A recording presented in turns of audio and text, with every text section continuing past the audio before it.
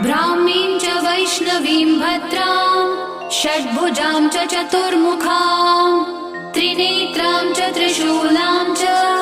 पद्मचक्रगदाधरां पीताम्बरधरां देवीं नानालङ्कारभूषितां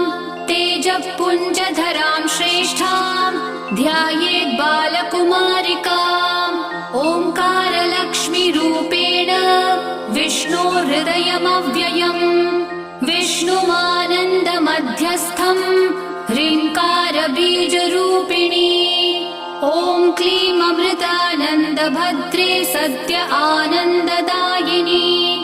ॐ श्रीं दैत्यभक्षरदां शक्तिमालिनि शत्रुमर्दिनी तेजःप्रकाशिनी देवी वरदा शुभकारिणी।